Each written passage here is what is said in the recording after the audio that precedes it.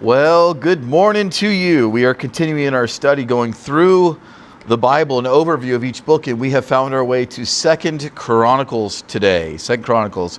So if you have your Bible available, go ahead and turn to 2 Chronicles in your Bible, and we will be looking through our handout as well. For those of you who are watching online, good morning and welcome to you. Now, just as a reminder, let me also say this. I want to say this because I've looked at numbers in our first hour here doing an overview. There's more viewers live than when we do our second hour. And let me just explain real quickly for those of you, just so you know. The first hour is more academic in nature. And we're going through something that maybe you'd hear more in a Bible college classroom. Our second hour is purposely designed to be easier to digest. It's going verse by verse. Right now we're in Genesis, so we're going verse by verse today through Genesis 32. We're looking at the story and trying to apply it to our lives. So just so you know the difference of the 2 hours in case you've only ever seen the first hour. Also, the handouts that we're using this morning that you get in person here, they are available. And in fact, we email them out every Sunday morning for those of you who have signed up with our newsletter. That's free. And this morning you received an email from us if you've already signed up, and you've gotten both hours for your PDFs, so you can have that as you're listening to this live. That's a change that we've made. It used to just be embedded in the YouTube video. So now you can actually get that. It's emailed to everybody on the newsletter on Sunday mornings. You have it in your hand. And one other thing I'll mention about the newsletter, if you sign up, which is free, also on Sunday, usually I'll get that done late evening or so, will be study guide questions just to kind of help us get our wheels turning about the next week. So I'll send out today, Lord willing, study guide questions on Genesis 33, which will be in preparation for next week, so we can all as a family look through that chapter together and get the wheels turning as we think through it. Okay, enough commercials. 2 Chronicles. Overview of 2 Chronicles. The name of 2 Chronicles is the exact same as what we had last week for the name of 1 Chronicles. Let me remind you, it actually comes from the Latin Vulgate. Maybe I'll mention more. I'll add on to last week since I just kind of went through this quickly. There is a linguist that you should be aware of who lived in the 4th century. His name is Jerome. That's a very big name. And Jerome is, the King James translators honored him with the title of the father of linguistics. They highly admired Jerome. So what is Jerome known for? Well, Jerome took the manuscripts available at the time and he made a Latin version of the Bible. A Latin version of the Bible. The reason that that's important is because now we have when the Latin version became a thing, and when Jerome produced it, now we have a very good, another stream that we can go to see what did Jerome write down in Latin at that time. So that's an important thing. And so the Latin Vulgate means common language, or the Latin language of the people. That became the basis for what we now would refer to as the Roman Catholic Bible. So the Latin Vulgate would eventually become the Catholic Bible, and that is why, to stay true to the Latin, you'd hear in Mass today, you'll hear if they're going by the Latin Vulgate, a lot of the times the priest will do the Mass in Latin. So that's where that comes from. It is the Latin word chronicon. So you can see when the English translators came on the scene and they started translating the Bible in English, William Tyndale and you have the Geneva Bible in the 1500s and so forth, the Matthew's Bible, the Bishop's Bible, and so forth. These are all even coming before the King James. They would go and find these titles from different places. So Chronicles comes from chronicon, the Latin word. It basically means it means things left out, which you can kind of think of it this way. It means supplementary ideas. You're saying, well, Chronicles is supplementary to what? To 1 Samuel, 2 Samuel, 1 Kings, and 2 Kings. In fact, as you're going to learn today in just a few minutes, I'll say it this way because it'll help us remember it in long term. 2 Chronicles really is a parallel to 1 Kings and 2 Kings as far as timeline goes. So think of it this way. This is a supplement to 1st and 2nd Kings. That helps you to kind of know the timeline of what we're doing. So the Septuagint, the LXX, is the Greek translation, and they named it Things Left Out. Like I said, that kind of means supplemental information. The Hebrew name meant events of those days. So just like today, I almost said this last week and I decided against it because I thought it was a silly comment. And for some reason, it seems like a good idea right now. So I'm going to go ahead and say it. When I grew up, one of the TV shows I liked when I was very little was Perfect Strangers. Do you remember that show? With Balky and Cousin Larry. If you remember, they worked at the Chicago Chronicle. That was the name of it. So a chronicle is a way of talking about the news events of those days. To chronicle something means to write it down so you know what's going on that day. This is the 14th book of the Bible. So we're working our way through the Old Testament. There's 39 books in the Old Testament. This is, just so you know where we're at, this is book 14. There's 36 chapters in 2nd Chronicles. Remember the section that we're in right now? We're in that first 12. 5, 12, 5, 5, 12. Hopefully you have that pattern memorized. 5, 12, 5, 5, 12. Let's see if you can remember these. That first 5, I'll just say. Let's see if you know. I'll just say that first 5 is the Torah or the Pentateuch. Tuch meaning volumes, the 5 volumes. So the 5 volumes of Moses we call the law or the Torah. This is the 12 that we're in right now. So the next grouping, and that is the books that we refer to as history. And 2nd Chronicles is the 9th book in that section we call history. And now this is going to get interesting today because we're going to come all the way up in this one into the Babylonian exile. This book ends with the decree from King Cyrus to rebuild. And that gets us ready for the next section of this, which I have on this screen. We're going to get into Ezra, Nehemiah, Esther. Those books, believe it or not, these books chronologically are at the end of your Old Testament. So we get all the way through, at the very end of this book, we're going to see Cyrus is giving the decree to rebuild the wall. That's in the very last chapter, in chapter 36. So time-wise, the beginning of 2nd Chronicles is the beginning of the reign of Solomon, and then it's about a 430-year span later, King Cyrus gives the decree to rebuild the wall. And that sets up the story for Ezra and Nehemiah and Esther. Those chronologically take place, if you can believe it, after the Babylonian exile. So get your mind wrapped around what we're saying. Remember, Daniel, these great books. Daniel is living in Babylon when he's writing Daniel. And he's writing about the Babylonian captivity. That's Daniel. So these guys, believe it or not, these are all after Daniel. So chronologically speaking, you could put the book of Daniel in 2nd Chronicles. So if you think about it on that timeline, it's kind of a wild concept, right? So you have 1st and 2nd Kings covers all the kings, starting with Saul and ending all the way with the last part of the divided kingdom. So the 2nd Chronicles kind of rehashes all that, but there's a focus, a slightly different focus. And 2nd Chronicles ends with King Cyrus, the decree to rebuild the wall. Well, this is the story to rebuild the wall, the Ezra and Nehemiah story. Esther is a parallel, chronologically speaking, of those. Here's the general theme. The general theme is, I have a typo here, sorry about that. This should say this book is a parallel, singular, or it could say this book parallels, and I did both, I chose both. This book is a parallel to 1st and 2nd Kings, so just kind of keep that in your think tank there. As far as timeline goes is what I mean by that. It's supplementary information to 1st and 2nd Kings as far as the timeline goes. However, maybe you're wondering, well, what's different? Well, 2nd Chronicles really doesn't pay attention to the northern kingdom of Israel. Remember how there's the divided kingdom?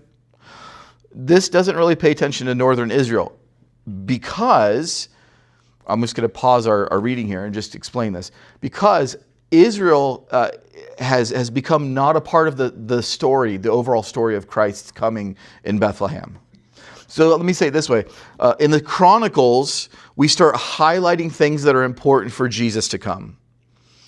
In 1 Samuel, 2 Samuel, 1 Kings, 2 Kings, We're looking at more, we want to know the broad history, whether good, bad, whatever happened in the divided kingdom. When Chronicles retells it, it's more of a highlight of the Davidic line of good kings, kind of even omitting some of David's sins. And I don't mean that in a bad way of ignoring them, but because they're not relevant to the idea of Christ coming. There's a highlight of the events that took place to know that there's a Messiah coming in the future. Okay, I'll go back to reading here. Israel, why does Chronicles not pay attention? Because Israel has embraced paganism. So that those northern 10 tribes, they've embraced paganism.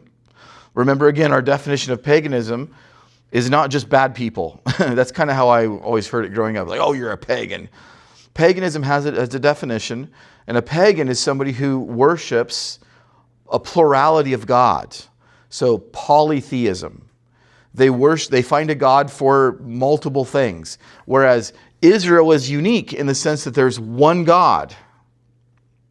So Yahweh is a personal revealed name of Elohim. So you can see how this gets a little interesting with, the ancient Near East and the way that they determine how to talk about things. Because we believe in a Godhead, we believe in a plurality of Elohim in a sense, but there's one God. And so when Jesus comes on the scene, the question is, well, you guys believe in one God, how does this work? And Paul uses the word Godhead. So this one God revealed in 3 distinct persons would be the idea of the Trinity. So, okay, let's head back here. So Israel has embraced paganism and does not acknowledge the temple in Jerusalem. There's much focus given to the good kings of the southern kingdom of Judah. God's covenant with David is reiterated, and there are many warnings given against apostasy. The temple, which Solomon has built, is a major focus of the book. Their proper worship and obedience to God is essential for survival. The book begins with Solomon building the temple and ends with Cyrus's edict to rebuild the temple after a return to the land after the Babylonian captivity.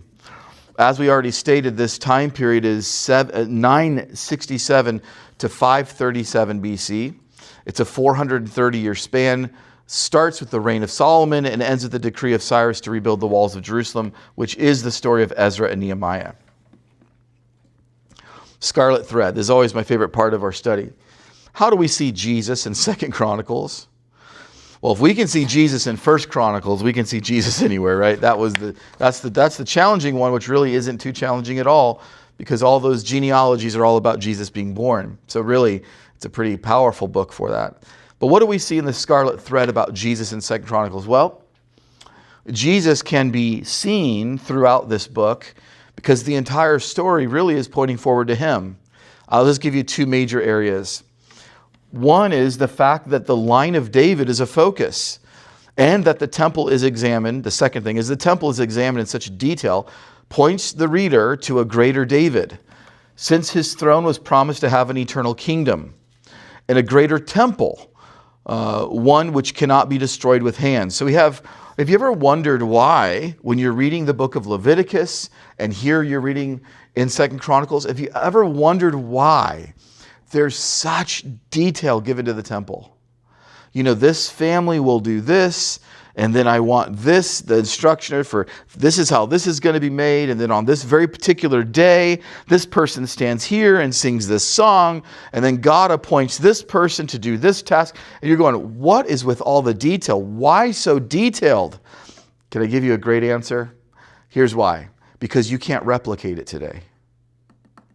You're saying they can't build a building today? Oh no, they can build a building today. It just won't have any theological significance. It won't have any religious significance. Oh, they can build a building today, but see, God appointed the priesthood. So if you have some guy named George that stands up and go, you know what? Nobody else wants to do it. I'll be the high priest. I nominate myself. And we go, well, George wants to do it. I think he'd do a great job. You've already broken it. That's not how we had high priests in the Old Testament. So you have to follow the details for it to be authentic. Well, Jesus abolished the temple system. So these things about red heifers today, these ideas about, they're trying to build a temple again today, these are ideas of people who do not understand that Jesus completely fulfilled and ended the sacrificial system. See, the temple was for sacrifices. And when Jesus died on the cross, he was the final sacrifice for mankind. The temple system is not needed. It's irrelevant. It's not necessary. And might I even add, it's also, I would say, a slap in the face towards God to not recognize why Jesus came. Jesus, his body, is the temple. So if you want to talk about third temple theology, it's Jesus. And then he said, if you're in him, then you are the body, or you're my body. So you are the temple of the living God, which is what Paul says. So you want to talk about third temple theology, it's Jesus and us in him. That is the third temple. Jesus ended it. So let me just say it this way very simply. Judaism is a temple system. No temple, no system. Very simply stated. And you say, but I don't know, man. Like, I want to get really close to God. And so I really, really want to understand this idea of the temple. And I like the old covenant. And I'm going to embrace Jesus. And I also hope that they build a new temple. You have a major problem. Jesus didn't come from the old covenant. Let me explain. Jesus didn't come from the line of Aaron. Jesus didn't follow the old covenant sacrificial system in the sense that he's after a different priesthood. Jesus is from a totally different priesthood, not even connected to Israel. Jesus is from the priesthood line of Melchizedek. And so if you want to get really close to God and you want to get really close to Jesus, you have to embrace the way that Jesus taught. Jesus is not just a nice add-on to the temple system. He abolished it. And he followed a totally different line, the high priesthood line of Melchizedek, a totally different system that which, by the way, we really don't know very much about. Remember, Abraham was the one that gave tithes to Melchizedek. Abraham asked Melchizedek to bless him. Who is he? This mysterious figure we always talk about. Jesus followed after his line outside of Israel. So to go back to a defunct system, to try and worship God, hoping for a continuation in the third temple, is not understanding what it means to be a Christ follower. He's not from that system. And so here in 2 Chronicles, we see Solomon building the temple and then instituting the temple. We learn a lot about the temple through 2 Chronicles. Let me go back to reading. Solomon began building the temple on Mount Moriah. Turn if you would to 2 Chronicles chapter 3. You recognize Mount Moriah? That's a significant place in the Bible. Mount Moriah is where Abraham was willing to offer his son Isaac as a sacrifice. It's also, we read about Mount Moriah in other places, that it was a threshing floor, where there's a separation of the wheat and the chaff. This is this is very significant theologically, this idea of separating something that is the wheat on the stalk. That, remember, what we would do is we would go there and thresh it. We'd beat it to death until it would separate the good from the bad. And then even so, then you have this on the ground, and they would then sift it with a winnowing fan, which is basically, if you can imagine a fan blowing. This is kind of how I saw somebody doing this. I saw a clip of this. Somebody had about a 5-gallon bucket, and there's another 5-gallon bucket on the ground, and they had a fan here, if you can imagine. In the bucket they're holding is filled with both wheat, the good stuff, and the chaff, the dust, the particles. And they would slowly pour it into the bucket on the ground. The wheat is heavier, and it falls right into that bucket on the ground. It would collect it. And that fan, which the Bible refers to as a winnowing fan, would blow across it, and the chaff is so light, it just blows off and it doesn't get collected. That's an imagery of the Holy Spirit as the winnowing fan, separating the godly from the ungodly. Psalm 1 picks up on that imagery. And it says in verse number 4, in the day of judgment, the ungodly shall not stand, talking about the wind separating the wheat from the chaff. And so we also see on Mount Moriah this idea of a threshing floor. So you have all of that imagery. Now look at 2 Chronicles chapter 3 and verse 1. Now Solomon began to build the house of the Lord, that is the temple, at Jerusalem on Mount Moriah. where the Lord had appeared to his father David at the place that David had prepared on the threshing floor of Ornan the Jebusite. A total redemptive, just masterclass of typology. So many ideas converge into Mount Moriah. And this is where, by the way, can I also say this? Do you notice the name of this place? It is referred to as the house of the Lord. David wanted to build a house for the Lord. Lord, I'm living in a palace. You're living in a tent. We have to fix this. You must live in a nicer house than me. And so it's referred to as the house of the Lord. You say, Ken, why are you emphasizing it like that so much? Because somehow the Bible refers to it as the house of the Lord over and over again. When the Lord is speaking, he calls it my house. And then Jesus comes on the scene and he calls it my Father's house. And then we've had this pattern over and over and over and over and over and over and over for thousands of years. And then Jesus says, in my Father's house are many mansions. And all of a sudden, people forget how to read the Bible and they say, this is about heaven. And it's like they're ignoring all the biblical literature that say, no, that's the temple. So another story for another time. But Jesus was not talking about heaven when he said, in my Father's house are many rooms, which is what that word means. He's talking about an idea that we can now take down that middle partition and that we now have access to the Father in the Holy of Holies. Because now, yes, there's not two rooms, there's one room. And in this one room, there's room for all. That's what Jesus was saying. That was the whole point, is leaving the Holy Spirit to comfort them if you read the passage. So notice it says, the house of the Lord. Very consistent in the scriptures. Also, let's notice another thing. The glory cloud appears in chapter 5. When they bring the Ark of the Covenant into the temple, when Jesus was born, the angels announced his name. His name shall be Emmanuel, which means God with us. So when this temple was finally constructed and all of the details were put together, the announcement was that the glory cloud was there. The presence of God had come to be with the children of Israel. And when Jesus himself was born, the announcement made by the angels is, his name shall be Emmanuel. God is with us. If we have time at the end, we'll come back and we'll read chapter 5. Let's move on though. I know this is small on your screen, but Drew will go ahead and put that up so you can read it on your screen at home. And it is in your handout here in person. Significant characters in this book. Well, there's a lot to the list. I wish we had more time. One is Solomon, David's son. He's the first 9 chapters. David's son, he built the temple. He later also brought false gods through his many wives. See, Solomon was the most wealthy person on the planet at the time. And really, if you look at inflation, maybe ever. I mean, he built a house out of gold. I mean, I don't know if anybody could do that today. And gold basically reflects, you could kind of say it this way.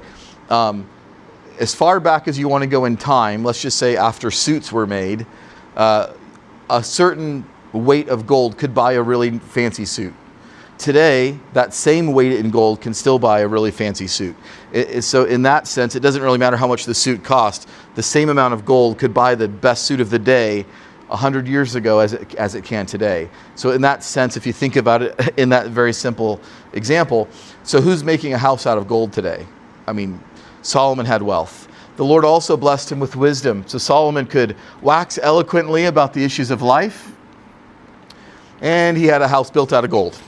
So what would happen is a lot of the surrounding areas, Solomon's reign was over all that the Lord had promised Abraham. Not many people realize that. We understand that's written a couple times. Solomon had full reign. They all paid taxes to Israel. And so these surrounding places were under their authority, and many of those kings that were in surrounding areas, they were all subject to Solomon. Believe it or not, in those days, they would actually send their daughters as a peace offering and said, would you be willing to have my daughter as your wife? Why would somebody do that? Foreign to our thinking today. But can you imagine the most powerful man on the planet and you get in his family? So they would give their daughter to Solomon and say, here, take my daughter for your wife. And Solomon said, out of the goodness of my heart, sure, I'll marry your daughter. And ended up with 300 wives and 700 concubines, which to me says he has one wife and 999 illegitimate adulterous affairs. But that's just the way that I want to word it, okay? So he could be with somebody, spend the day. He could have a date with a quote-unquote wife for one day. And if he just kept on that rotation, he wouldn't see her for 3 years. I mean, you'd forget your wife's name. Oh, my beautiful darling, you are the world to me. When I see your eyes, I see your eyes. What was your name again? I mean, this is just a ridiculous conversation, So anyway, lots to say there. We'll move on. But the point of that is that these wives would also then bring their gods into Israel because they're from all over. So they'd bring their gods into Israel. And that was Solomon's downfall, is welcoming these many, many, many women into his life. We have record of about 1,000. And through this, they brought foreign idols into Israel. And Solomon let them, and soon after a while, he would do them favors and build a larger area for them to worship in a larger area. And Solomon brought in idols. That was his great downfall. Asa is another name to know. He led reforms by tearing down idols. Go Asa! He won military victories, by and large a very good king. At the end of his life, he did try to make an alliance with foreign powers rather than just relying on the Lord. But overall, Asa did some really great things, but he lacked faith at times. Jehoshaphat is another name to know. Jehoshaphat instituted judicial reform. He also overall really brought strength to the kingdom. And he also, one of the things he's known for is he allied with wicked Ahab. You say, who's Ahab? Well, Ahab was one of the kings in the north who is not a good man. And Jehoshaphat allied with him, so should have done that. Hezekiah, oh, what a great name. Hezekiah, good king, amazing, known for his faithfulness. For those of you who know the story, Hezekiah's letters before the Lord, just powerful, powerful stuff. Known for his faithfulness. Hezekiah also is known for he reopened the temple, which is a very good thing. He also reinstituted the Passover, so there's sort of a national revival under the obedience of Hezekiah. Josiah is a good king. He also entered the throne at age 8. Remember that story? Unbelievable. Very young. Because of him being thoughtful and cleaning out the temple, he found the book of the law. Can you believe it? They lost the books of Moses, the Pentateuch. Remember our 5:12, 5:12? They lost the first 5. They lost the books of Moses, and Josiah found them by just doing due diligence and sweeping out something. So we got to clean this place up. Started cleaning it, found the book of the law. Boy, if there's not some life application in there to sweep out the corners of your life, I mean, if you can't preach that, you ain't got no preaching you. But just to clean up and do the things you're supposed to do, and the Lord blesses you with the things he wants you to do later. So he's found the book of the law. He also started a national revival as well. And then here's another interesting add-on, is the Queen of Sheba. The reason I'm mentioning her is because not only is she in the text in 2 Chronicles, but Jesus also mentions her. You see, she's a woman a queen, who traveled a long distance to see Solomon. She heard about Solomon's wisdom. She heard about his wealth and how he had worshipped the Lord God. And she's like, I have got to go meet this guy. So the Queen of Sheba goes and meets with him, and she starts quizzing him, man. She's like Alex Trebek. She's got all these things she wants to know. How is he going to answer this question? And Solomon knocks them all out of the park, and she is so impressed. Well, Jesus picks up on this story in Matthew chapter 12, verse 42, and he's telling the people that are right in front of him, did you know the Queen of Sheba traveled really far to hear the wisdom of Solomon? And then he says, and one greater than Solomon is here, meaning himself. He said, you guys didn't even have to travel anywhere, and you're rejecting me? So he's like, if somebody traveled that far and was happy with their journey to meet with Solomon, you guys should be thrilled that you know me, but you're not. And I'm greater than Solomon. So he uses the Queen of Sheba as an example. I just wanted you to be aware of where that's found. A simple outline here.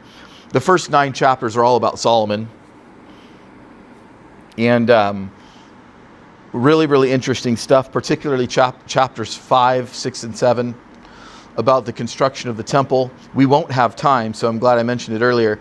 But you'll see, especially in chapter 5, read that real slow if you get a chance, or I should say when you get a chance. We all have an opportunity to read or hear that. You'll see the glory cloud. Very, very important to see this manifestation of God's presence done in a cloud form, because that theme is picked up throughout the Bible. And in the New Testament, it talks about Jesus saying that he's going to come. You'll see the Son of Man coming in the clouds of heaven. He's talking about the presence of God will be coming through this military action of Rome. And he was talking about that to Caiaphas. So very interesting that it's mentioned here. The first 9 chapters are Solomon. I know this is a very broad outline, but chapters 13 through 36 is the division of the kingdom. The story of Rehoboam and Jeroboam all the way through. Like I said earlier, mostly focusing on the southern kingdom of Judah, which is where the capital of Jerusalem was, the temple. So that's the 2 tribes, that's Judah and Benjamin, whereas the north is the 10 that are taken away in the Syrian captivity. Finally, in chapter 36, we also read about the fall of Judah and the decree of Cyrus, which leads into the story of Ezra and Nehemiah, which, of course, next week, Lord willing, we will look at the book of Ezra. I have on the screen here so you can see it. Just a real, very broad understanding of the divided kingdom. So when we refer to the unified kingdom of Israel, we're talking about everything. You know, we all talk about from Dan to Beersheba, that kind of idea here in the south. But after the divided kingdom, this is kind of what you have here. This lower area we just refer to as Judah. Of course, this is where Jerusalem is. The temple's here. So the 2 tribes are here, Benjamin and Judah. We just refer to that as the southern kingdom, and that is just the 2 tribes. The other 10, excuse me, migrated north here, and that's the 10 tribes. This whole region here, 10 tribes, everything other than Judah and Benjamin. Now keep in mind also, they still had Levitical priests were in both places to keep the systems going. That's why it was so significant in 2 Chronicles that they would not acknowledge the temple in Jerusalem. What are they forced to do? Build new temples. And that's not following God's pattern. So as soon as you broke away from, that's what I'm trying to say, it's so important. Judaism is a temple system. No temple, no system. Do you see the power of that, what I'm saying? Because it's not a religion like an idea, it's a temple system. No temple, no system.